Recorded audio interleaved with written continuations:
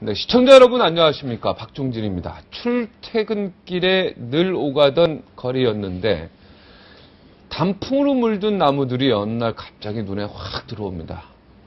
집 앞에도 이 단풍나무들이 쫙 있죠. 녹색 나뭇잎들이 하루아침에 색을 바꿔서 입은 게 아닐 텐데 이제야 가을이 왔구나 싶습니다. 사실 이제 겨울 언저리죠. 저같이 뉴스를 만드는 사람들은 뉴스가 많으면 많아서 바쁘지만 반대로 뉴스가 없으면 없어서 더 바쁩니다. 대선을 앞두고 유권자들에게 더 많은 정보, 더 정확한 정보 이런 것들을 드려야 할 텐데 이상하게도 이번 대선은요, 예년과 비교해서 정책 이야기 이런 게 전혀 없습니다. 손에 잡히는 것이 없습니다. 쟁점도 없고 이슈도 없고 정책도 공약도 뚜렷하지가 않은 것 같습니다. 유권자들의 선택이 제대로 되려면 여러 가지 도움이 될 만한 자료들이 많이 나와야 되는데요. 저희가 더욱더 고민하도록 하겠습니다. 유권자들의 판단에 도움되실 수 있도록 오늘도 네 분 전문가들 함께 나오셨습니다. 대선 D-51 야권 단일화라는 빅뱅이 있을 때문에 대선 판도는 완전 폭풍 전야다. 민주통합당 김한길 최고위원은 단일화해도 어렵다 라며 낙관론을 경계했다. 진보적 성향의 인사들은 단일화하라고 난리다. 황석영 소설가는 단일화 안되면 이 땅을 떠나겠다를 외쳤고 조국 서울대 교수는 단일화 안되면 촛불 시위하겠다 라고 엄포를 놨다. 이 와중에 또동 박문안 새 후보는 도대체 뭐하고 있나? 그래서 모셨다. 김만흠 한국정치아카데미 원장, 강태순 위즈덤 센터 수석 연구위원, 홍성걸 국민대 행정학과 교수, 박동수 숭실사이버대학교 교수를 만나 정책도 미적미적, 행보도 주춤주춤한 대선 후보들의 씁쓸한 공통점을 쾌도남마해보자. 네, 지금 다 소개가 됐네요. 오늘도 이 네 분 전문가들 함께 나오셨습니다. 쟁점 짚어보시겠습니다. 안녕하십니까? 안녕하세요. 안녕하세요. 지난주 우리가 무슨 얘기하다가 투표 시간 얘기하다가 갔죠? 투표 시간 연장에 대해서는 모두가 합의를 했는데 네. 당장 이번에 개정해서 관철시켜야 되느냐? 아, 이 부분에 그거가 관한 논의를 하다가 그때 일단은 투표 연장해야 된다는 건 다 동그라미 쳤습니까? 그랬죠. 전부 그랬습니까? 이게 네 명이 이렇게 동그라미 나오고 싶지 않은데.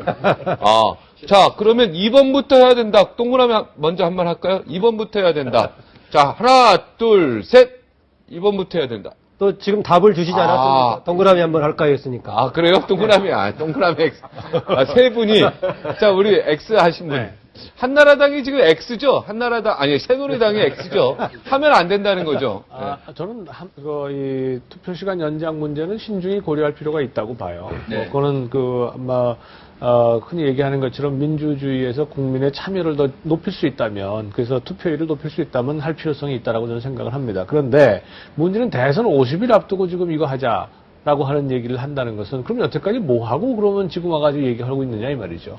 우리가 아무리 그 뒤를 보더라도 민주통합당에서 이걸 주장한 것이 한 대선 70여일 정도 남겨놓고서 지금 주장을 했단 말이에요. 네. 그러면 이것이 정말 여태까지 선거를 한두 번 한 것도 아니고 또 실제로 재보궐선거는 8시까지 하고 있지 않습니까? 그렇다면 이것이 정말 문제가 되고 그랬다면 일찍 진작부터 주장을 해서 이거와 함께 선거법의 다양한 문제들을 함께 논의를 해서 그래서 개정을 하고 적용을 하면 될 텐데, 선거 지금 한 50여일 남겨놓고 이거 무조건 개정해서 다 바로 적용을 해야 된다라고 하면 똑같은 원칙론 하에서 그러면 언제든지 누가 나서서 보니까 어떻게 좀 개정하면 유리할 것 같다 싶으면 당장 개정하자고 주장을 하고 이번부터 적용하자 그러면 앞으로 어떻게 하겠습니까? 그러니까 원칙은 맞는 방향인데 법이라고 하는 이렇게 것은 선거 앞두고 이렇게 그렇죠. 하느냐. 법이라고 하는 것은 예측 가능성이 있어야 되고 안정성이 있어야 됩니다. 그러니까 만약에 이걸 개정을 하려고 그러면 지금 합의를 해서 연구를 하고 논의를 하고 개정을 하는 건 좋은데 하고서 적용은 다음부터 해야 된다. 제가 그 말씀을 드리는 겁니다. 네.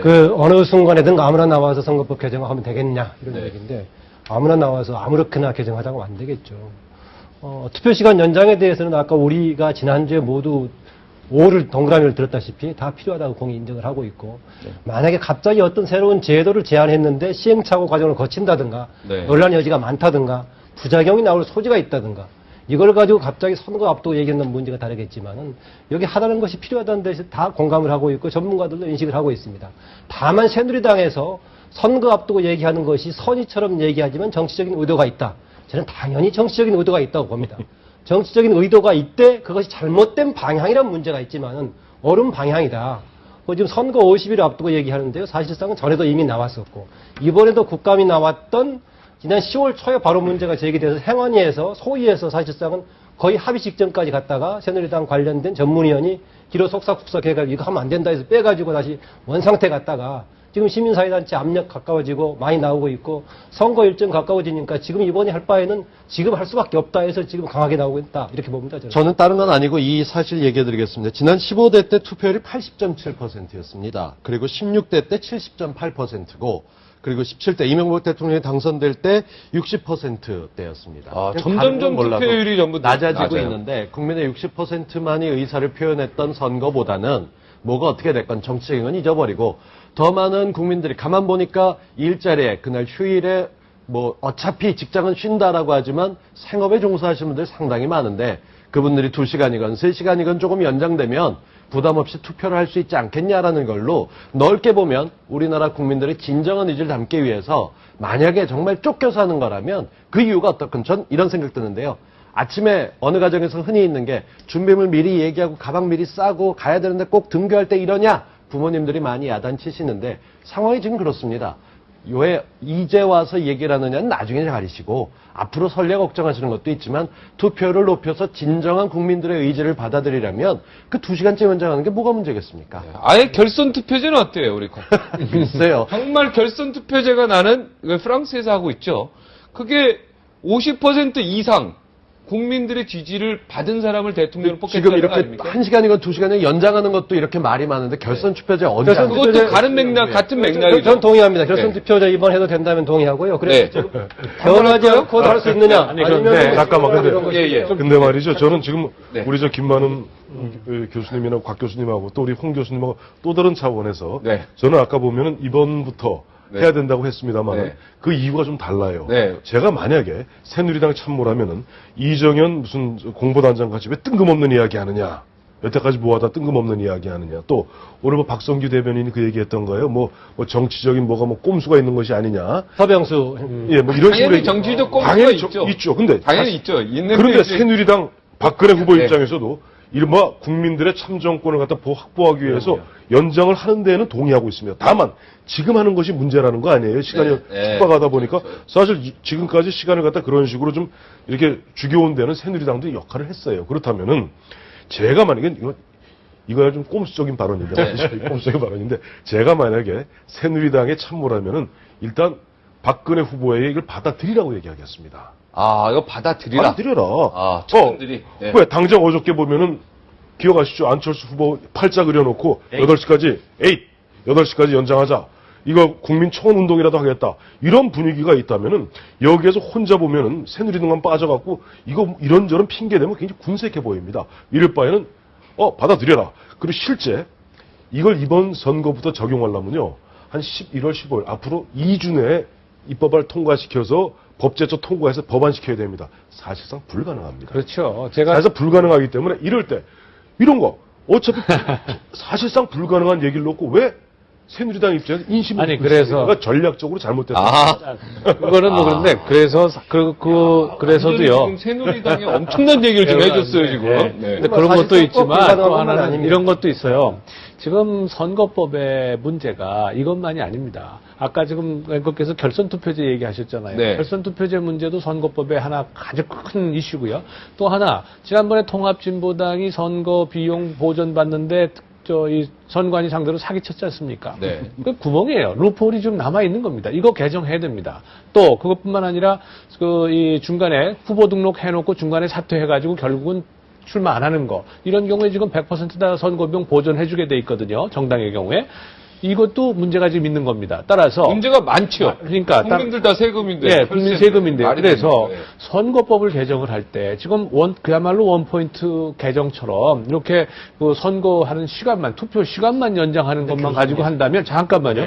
이것만 한다면 뭐 만약에 지금 말씀처럼 시간 얼마 안 남았어도 빨리 할 수 있을지도 모르겠어요. 그런데 지금 이런 문제는 굉장히 이 상당한 말하자면 논의와 토론이 있어야 되는 문제거든요. 그런데 큰 그림 그렇지만 투표율 높이는 거 2시간 늘리는 거는 일단 갈 수 있게 길 터놓는 건데 그 정도는 할 수 있죠. 아니 그것도 원칙론의 문제다 이 말이에요. 박근혜 후보 입장에서도 그걸 받아들여야 되는 게 이게 아니, 어떻게 저도 보면 전체적인 흐름이거든요. 제가 얘기했잖아요. 저도 그 시위를 갖다 시위를 촉구하다는 이유 갖고 네. 그 이런저런 핑계 댈 게 없어요. 그래서 저 어느 쪽이 가야 된다 이 말입니다. 어느 쪽이 유리한지만 가지고 얘기하자면요. 굳이 조금 전에 얘기한 홍 교수께서 얘기하신 그 후보 등록 이후에 사퇴했을 경우에 후보 네. 보조금 어떻게 할 것인가. 그렇죠. 그 문제는 이것의 경우에는 같이 개정이 해결해야 필요하다고 봅니다. 그래서 네. 서로 반대 여야에 주장하니까 만약에 필요하다면은 여야가 하나는 선거시장 투표 시간 연장, 방금 관련된 그 등록 이후에 사퇴했을 경우에 해당되는 비용만 주고 나머지 환수하는 것. 네. 동시에 개정하면 된다 그 말입니다. 그래서 동시에 개정하려도 논의가 되고 네. 합의가 돼야 될 거 당연히 아니겠습니까? 말씀하신 거에 근데 전적으로 불과 공감합니다. 50일 남겨놓고 지금 이걸 하자고 하는 것은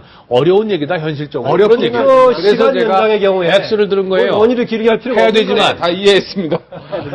아니 근데 우리 이게 아닌데. 저는 사실 우리 원장님 의견에 동의합니다.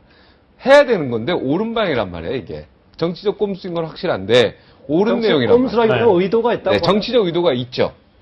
그런데 옳은 해야 방이기 됩니다. 때문에 네. 해야 되고. 우리 아이디어 좋으신데요. 새누리당에 받아들여라. 박근혜 받아들여. 후보 받아들여라 말이야. 그러면서 결과적으로 자기들이 목표하는 대로 이야기하다 보면은 그냥 시일질하면은 안 되거든요. 공청회 한 두 번 하면은 못 하잖아요. 땡 못하면 공청회 한번 해야 되거든. 이런 식으로 네. 인심대로 다 네, 넣고 알겠습니다. 참모들이 조금 보면은 결선 투표제는 참 괜찮지 아니 않습니까? 역대 대통령 제가 한번 퀴즈 하나 네. 내볼게요.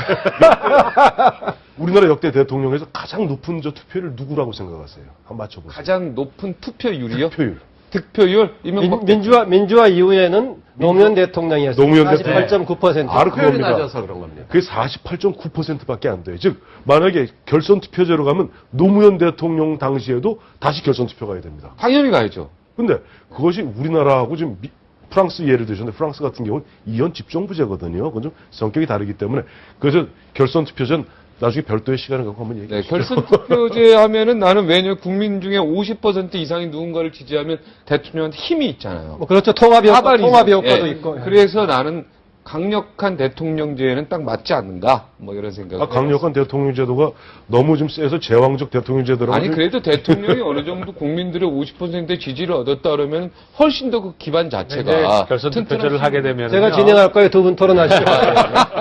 결선 투표제 하게 되면 자기가 지지했던 후보가 만약에 3위로 탈락을 하게 되지 않습니까? 그러면 그렇게 했던 사람 중에 상당수가 투표를 포기하는 경우도 발생을 해요. 그러니까 네. 실제로 결선 투표를 해보면 투표율은 투표율 자체가 낮아지기 때문에 네. 실제로 나타나는 거는 뭐 투표한 사람 중에는 과반수가 넘지만 그렇죠. 과반수가 그러나 넘어요. 전체 유권자를 보면은 역시 상당히 낮아지는 경향도 조금 있습니다. 낮아지긴 하지만 그것도 나라마다 다른- 조건이 다르겠죠. 정치 네. 문화가 다를 것인데 흔히 많이 하는 프랑스의 경우 낮아지는 게 극히 미세하게 낮아집니다. 무슨 확 낮아지거나 그건 아니고요. 네.